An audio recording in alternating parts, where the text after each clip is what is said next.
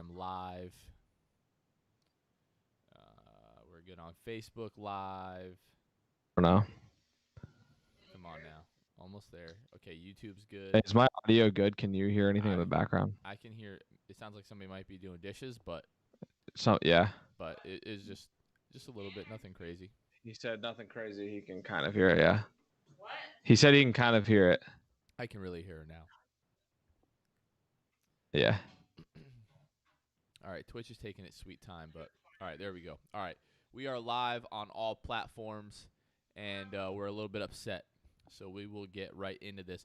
What's going on, Orlando Magic fans? You guys are back with the Six-Man Show. It is Thursday, August 20th, 2020. We are recording this immediately after the Magic's loss in Game 2 to the Milwaukee Bucks, 116-96. As always, I am here with my co-host. He's not in a good mood, but his name is Luke Sylvia.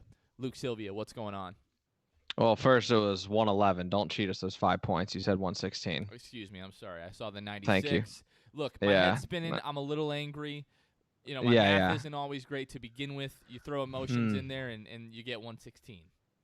Yeah, I don't know, man. That game was, even though the Bucks really held it the entire game thanks to 11% shooting on 3 total shots made in the first quarter, which is hilarious that I'm even saying that. Even though they held the lead, there was a couple kind of just things of false hope that they gave us throughout this game. And, starting out, like I said, shooting 11% in the first quarter and only 3 shots made is inexcusable and really set the tone for the whole game and really already put yourself in a hole where, the second half wasn't nearly as bad as the first half, obviously. But, man, you don't help yourself by doing that.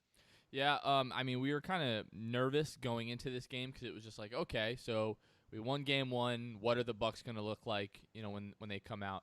And the first few minutes, even though we're not really hitting any shots, I'm still like, okay, like, what, are the Bucks going to turn it on? Because last year, game 2 against Toronto, like, we saw Toronto like turn it on and basically just we saw Kawhi turn it on. Yeah, and they just drop 37. destroyed the league for the next month and a half on their way to an NBA championship. But I didn't get that sense out of the Bucks in the first quarter. And even though, after the first quarter you're down 12, it was like, okay, it really feels like we should be down 20, 22 here. So, like, that hope was kind of still there.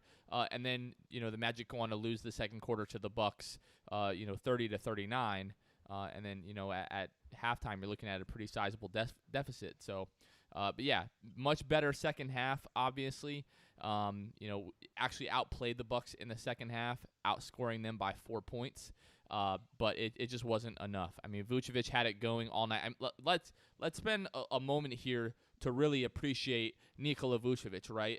All the crap that we gave him last season, he got the $100 million contract. People have been crapping on him literally all year for not playing up to the same level. And everyone's like, oh, when we get to the playoffs, he's going to be trash anyways. And the guy's just been completely killing it, doing everything that he can. But we literally need anybody to step up tonight, and it just doesn't happen. Yeah, but it is encouraging with Vucevic. It seems like he's found his stride. He's not intimidated by this Bucks team at all.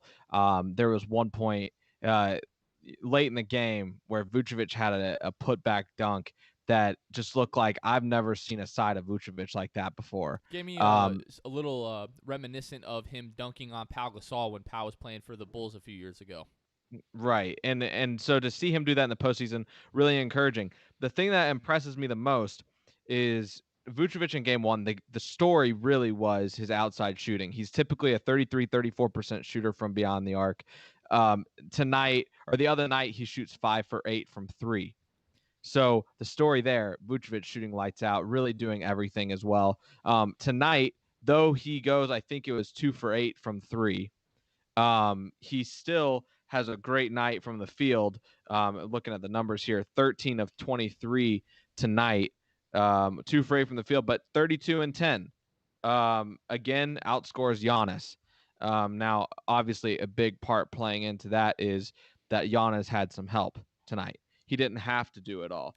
he had a guy in the 20s. He had Connaughton hitting 5 of 8 from 3. So there's kind of the discrepancy between the two and their contributions to the team. And Vucevic, you really need everything from him. We were talking about it, or I saw people talking about it before the game, and they said Vucevic has got to have this level of production in game 2 that he did in game 1 in order for the Magic to even have a chance.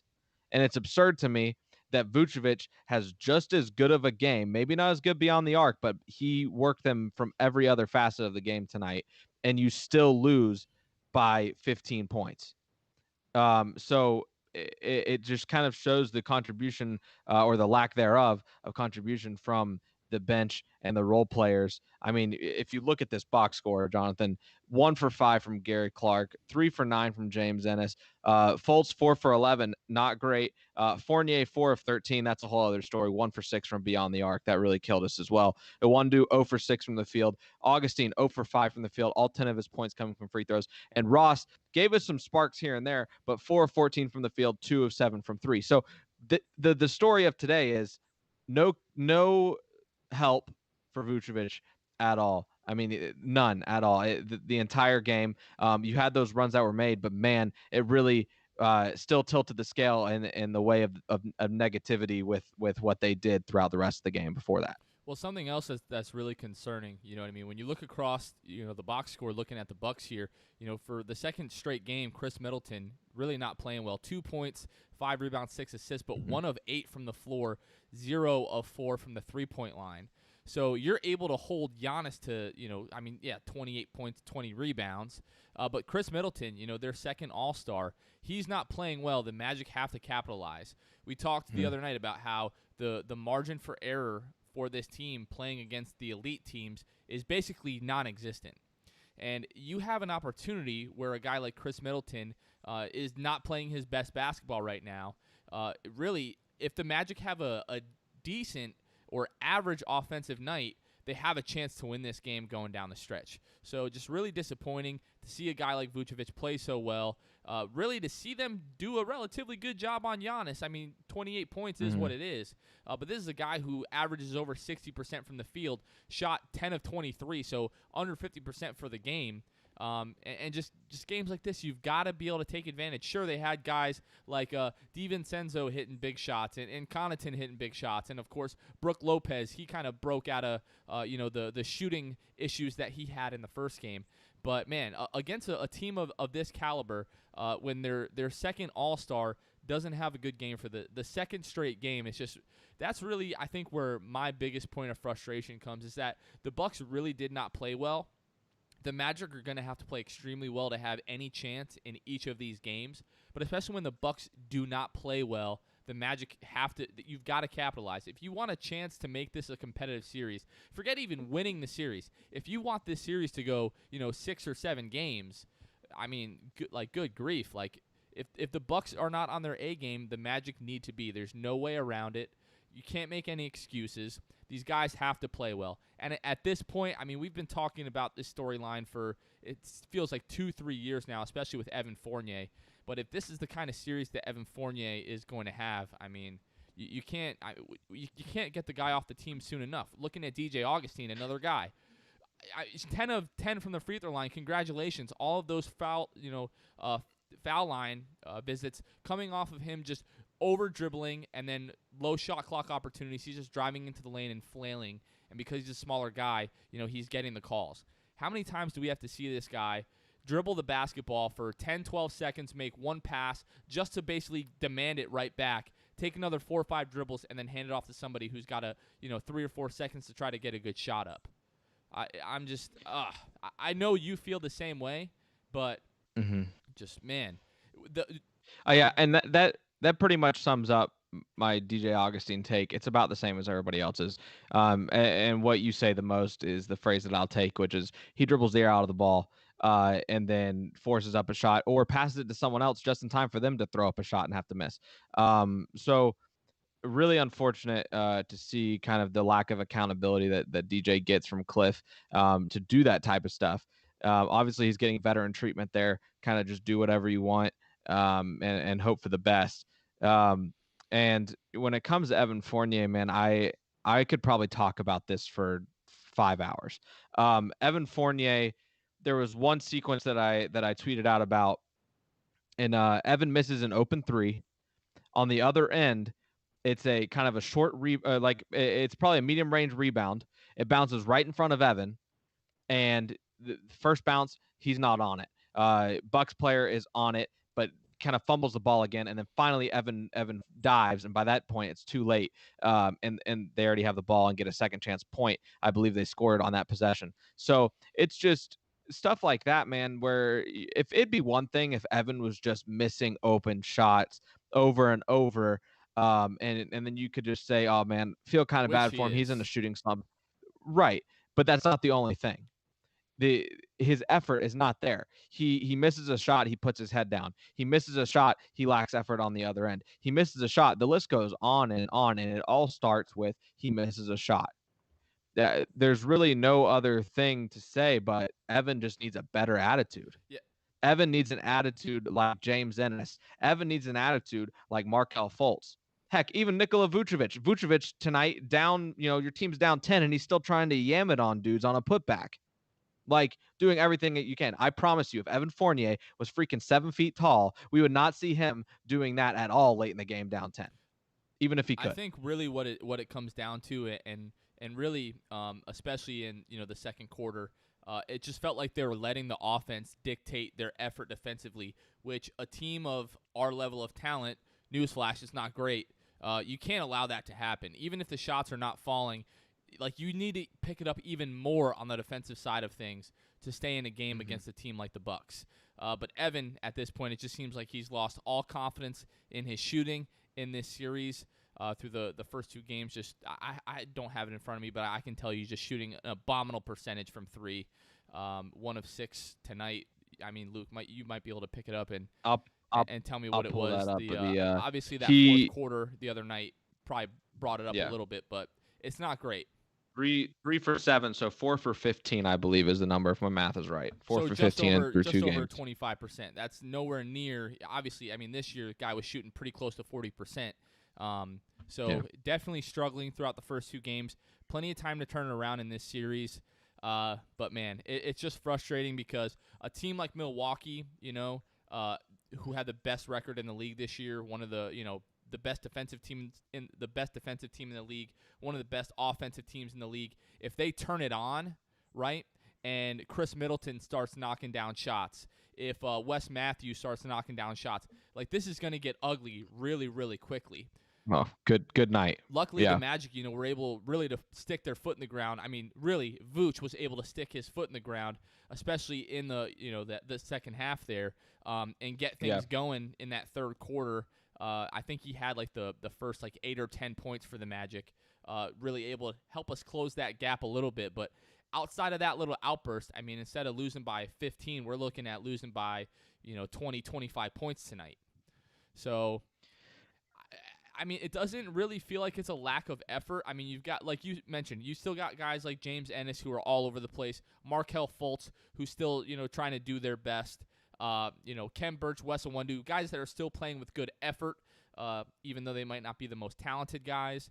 But really, Evan Fournier, just what seemed to be lack of confidence at times, lack of effort tonight, and then really just the things that Clifford lets DJ Augustin get away with.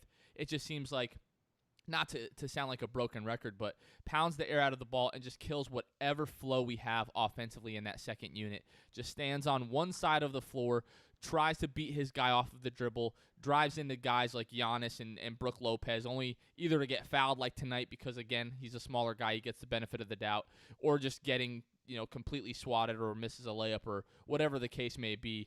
He's another guy, 0 of 1 from the three-point line tonight, shot 5 field goals. So those 5 field goals all came in, the painted area, trying to get to the rim. Like, DJ, if you're in the game, you need to be worried about facilitating the offense, right, in an efficient manner, not just sitting, dribbling the ball, trying to beat your guy off of the dribble, hoping that somebody else will come and get the ball from you.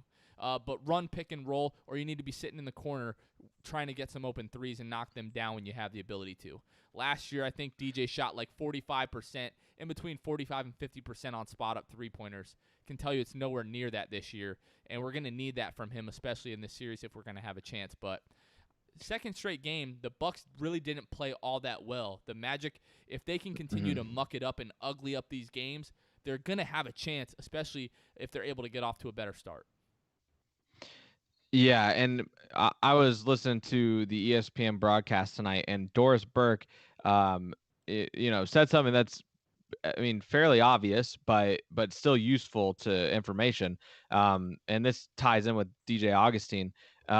She said she didn't have an exact number, I don't believe, but she said the highest volume of shots that are made happen in the first 8 seconds of the shot clock. Well, I have news for you. DJ Augustin is still dribbling the ball 8 seconds into the shot clock. So the lower the shot clock goes, is a simple math, guys. So stay with me.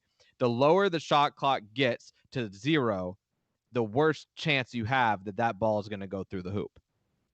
And that's just how it goes. You have, I saw you tweet something tonight, Jonathan, that the replies kind of made me a little irritated, and that was, you said something to the extent of, really wish MCW was out there, or can't wait for him to get back. Someone said, yeah, because that'll help us improve our shots.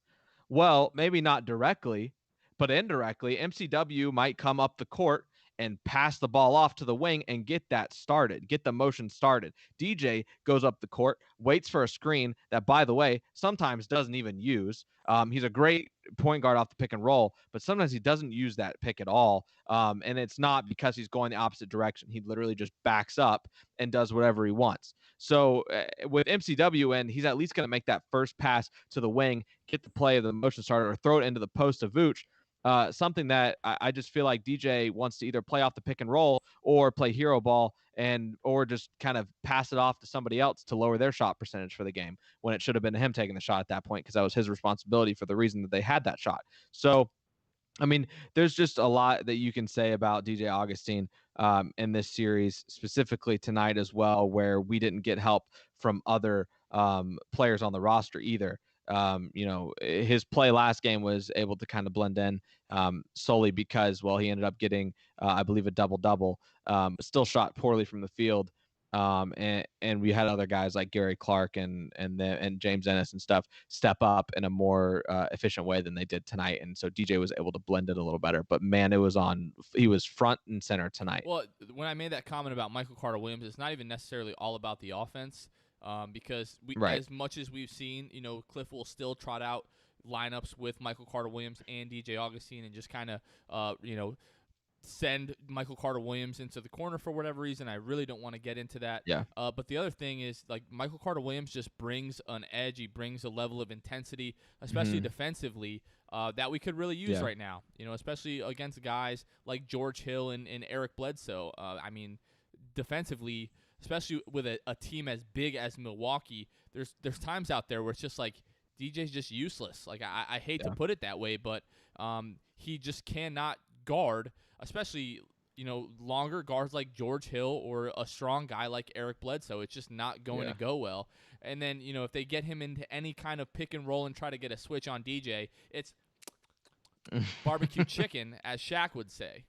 You know what I mean? So, man, I mean, frustrating loss. We're venting here. I feel like I've got a lot of my emotions out. It just really sucks because if Milwaukee just decides to turn it on and just starts, shooting like 35-40% from the three-point line each of these games, it's going to get really ugly really, really quickly for the Magic. Well, I mean, especially if you have numbers like 21% from three and 34% from the field, almost 35, which, by the way, there was a while there I was looking up a percentage in NBA history. And I think Zach Oliver tweeted that out about that. I think it was like 20-some percent in 1954 was the lowest percent. I was hoping we weren't getting to that point, but I was really eyeballing that after making 3 shots. But yeah, I mean, really disappointing to see. But also, I mean, to be honest, there is a silver lining, and that silver lining is hopefully, there's a whole other story, but hopefully AG is back with some higher level volume production. I don't know. It seems like MCW is behind him and getting back on the court. So maybe we get MCW by game 4. Hopefully we can make something magical happen in game 3. with hopefully AG back in the lineup. There's a lot of hopefullys, Jonathan. Well, the There, thing about this bubble is like it just feels like okay, we lost, like on to the next game. It doesn't really feel like Milwaukee has momentum, Mhm. right? Like had it just been a completely dominant performance, that maybe would have been one thing. But the fact where it's like we're looking at around and we're like, guys, if we would have played better in this game, like I easily could have seen a map to us being able to ugly it up. Like this one would have been much closer than game one had Yeah. we been able to, eke out that win. But like I can definitely see a path, especially in that first half. Like you don't go down 12 after the first quarter, like we're Mhm. right there. Like Right. I mean, You Cliff has score a talked decent about it. amount, yeah. Yeah, I mean, I was hoping the last 5 minutes we're trying to get the lead under 10. We eventually do, Mhm. but then Giannis just makes a few really great plays. He's Giannis. He's going to do that. Yeah. Can we talk about Giannis's brother? Like just going crazy at all times on the sideline. Like, bro, sit down. Like you're like a glorified G leaguer. Just sit down. He just annoys me. He's just going crazy 24/7. But that's what happens in a playoff series. You see these guys so much eventually, you start to get sick of them. Like Giannis, I am a huge Giannis fan. Guess what? Last 2 games, annoying the crap out of me. I can't stand him. It's like Yeah. every time he complains to Dunk the ref over after Gary Clark. completely.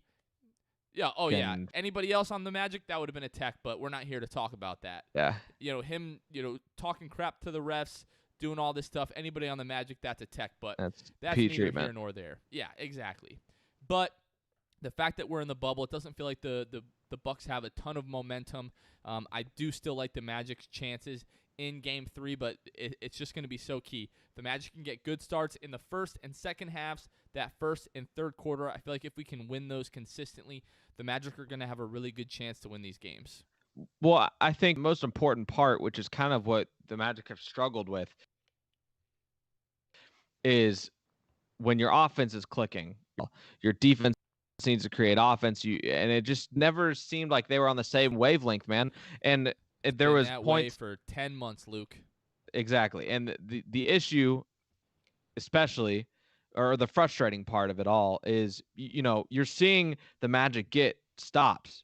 You get 2 or 3 stops in a row, but then you have 2 or 3 empty possessions on the other end. And that is the most frustrating part as a fan, is just seeing your defense get those stops you need when you are down 15 to 20 points, and then you don't convert the offensive end. And it's just some bad decision making on the Magic's part, just missing open shots. There was a few different times tonight where many times tonight where those open shots weren't going in. Some of them just missing badly. So there was a lot that you want to forget for this game, but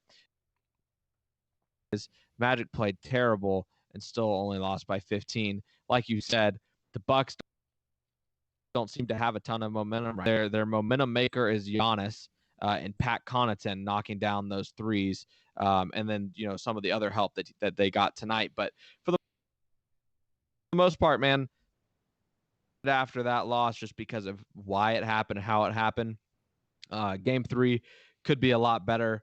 I just hope that we keep it respectable. Give us a chance, man. And going into the third quarter, give yourselves a chance.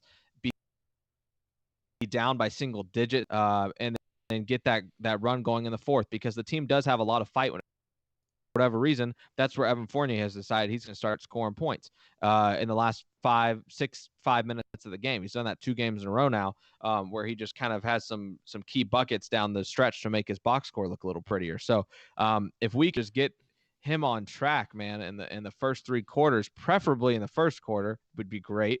You give yourself a fighting chance. You're not helping yourself. You're not doing yourself any favors if you're Evan Fournier. Shots, kind of being slow and aloof on the end. It is what it is. His defensive assignment in the fourth quarter was Giannis in the last 5 minutes, and good Lord, that was hard to watch.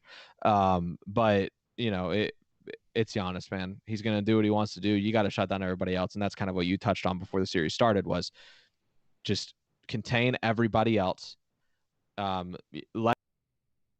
Let the average 3-point hope they miss, and live with it. I mean, I love my favorite possessions, especially are when Giannis just settles for a three. Vucevic left him wide open tonight, and Giannis misses the three, and they noted it on the broadcast. I mean, Vucevic's going to let him shoot that all day. So that's what you got to do, and you have to control what you can control. Yeah, Giannis pulls up for a three, and I'm like, okay, this defensive possession was a success, right? Yeah. Yeah, it goes in. Yeah, if it goes in, more power to you. I mean, just really, really deflating, loss compared to game one. I mean, I feel like we do have the ability to bounce back, but just kind of looking at some more of these stats, the Magic win the turnover battle 11 to Milwaukee's 20. Yeah. Shoot, the defense is there, man. The defense is there most of the time. 27 to 31 from the free throw line, compared to Milwaukee's 12 of 16. So if you would have told me we would shoot 15 more free throws and have 9 less turnovers, I would have thought we would have had a really good chance to win this game.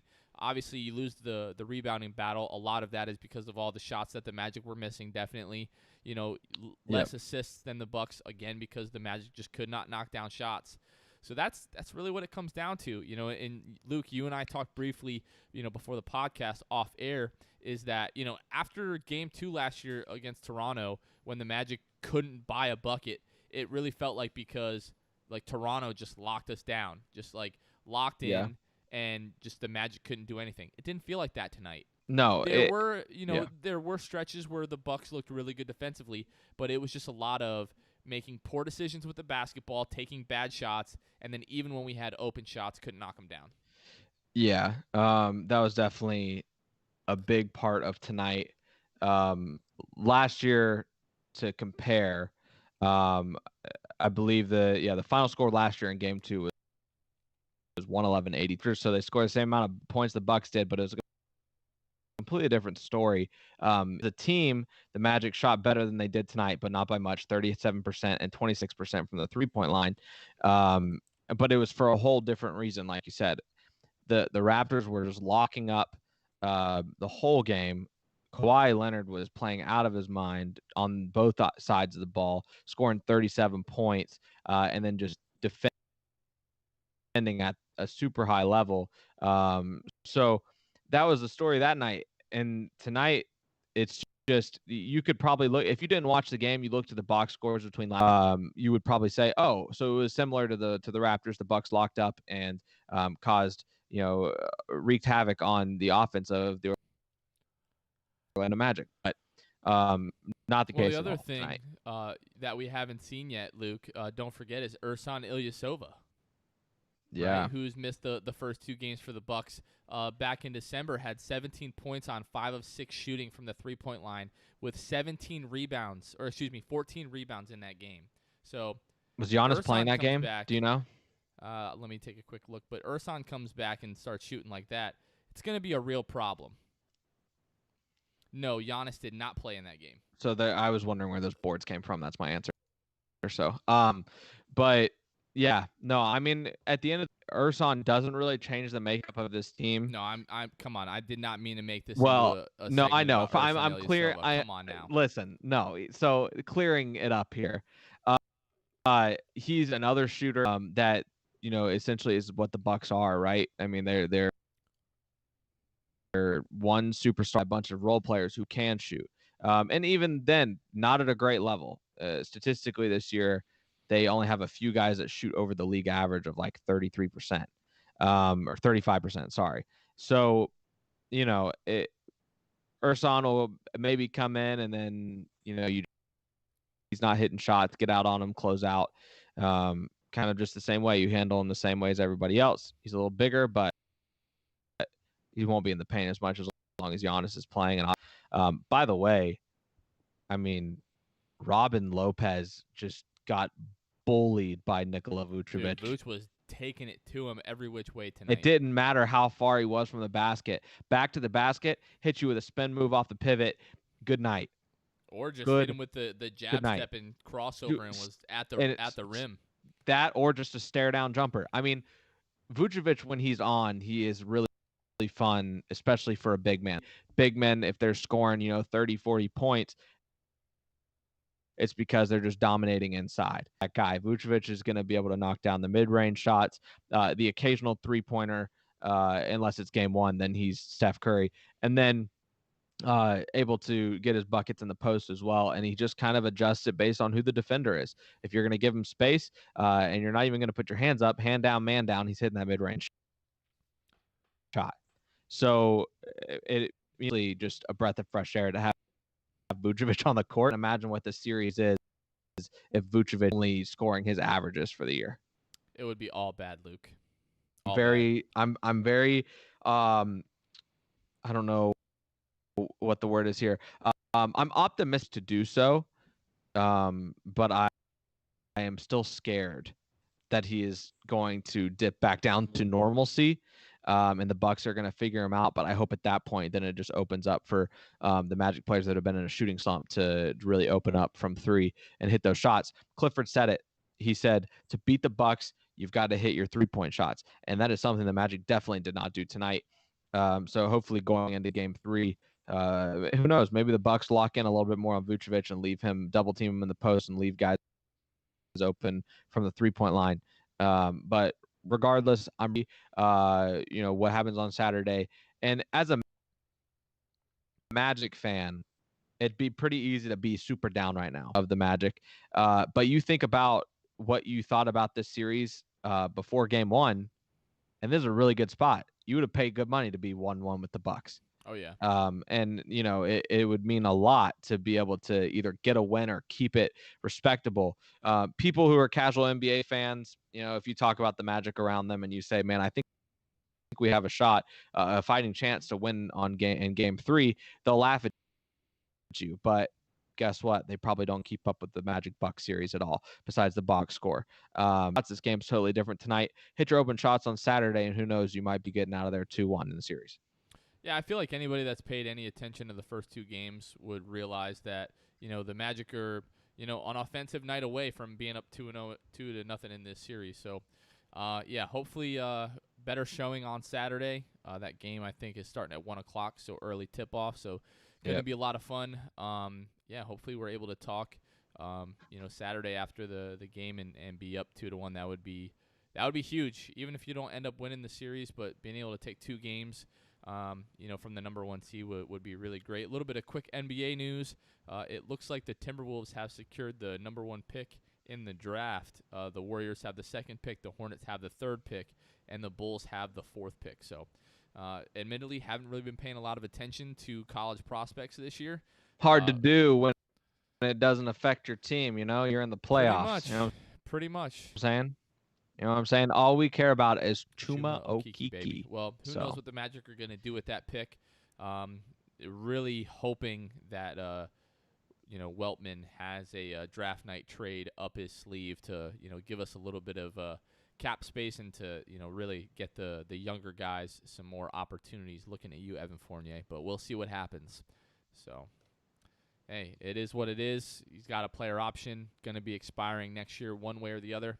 If you're not going to re-sign him, you got to get something for him. So, opting in so fast, and as he should with what he's shown us production-wise, he's gonna. And I hope we move him so fast. Well, it looks like they're talking about, originally they had mentioned that the NBA season might start like the end of November, beginning of December, and now Adam Silver is saying that feels a little bit early. We might be looking at like a January or February start. They might be moving back the draft and free agency and everything like that. So we'll have to keep our eyes on the lookout for that. But Luke, I feel like that's just about going to do that for us for tonight. Yep, I think we are all good here. Looking forward to Saturday. Looking forward to interacting with everybody, whatever it may be. And thank you to our live viewers that we had our reporter Cedric Brown telling us kind of what was happening in the lottery tonight. So appreciate it. Keep it going. All right, guys. Thank you so much for listening to the Six Man Show, your playoff home for the Orlando Magic, and we will catch you guys next time. See ya.